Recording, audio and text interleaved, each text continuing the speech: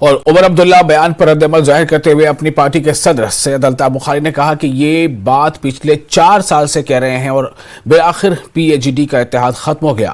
بخاری نے کہا کہ وہ صرف اتنا کہہ سکتے ہیں کہ انہیں ان پر افسوس ہے۔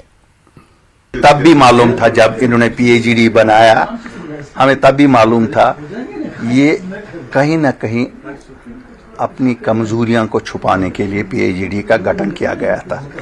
اس میں ذرا بر صداقت بھی نہیں تھی کہ ان کو 370 یا 35A کو بحال کرانے میں کوئی انٹرسٹ تھا۔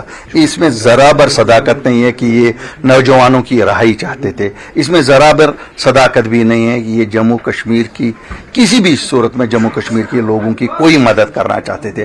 یہ اپنے آپ، اپنی جماعتیں، اپنے پریواروں کا بچاؤ کرنے کے لیے انہوں نے گٹھن کیا تھا۔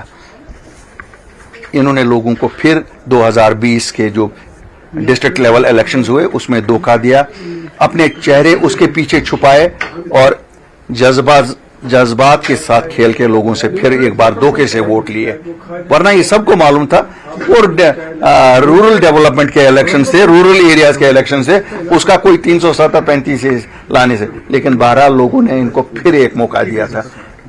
ہم تب بھی یہی بولے، لیکن سچ سنتے نہیں ہیں لوگ اور جھوٹ کی زیادہ برمار ہوتی ہے۔ یہ دنیا ہی ہے، کہتے ہیں نا، ہمارے حساب سے جس مذہب کو میں فالو کرتا ہوں یہ کہتے ہیں نا یہ آخر زمانہ ہے۔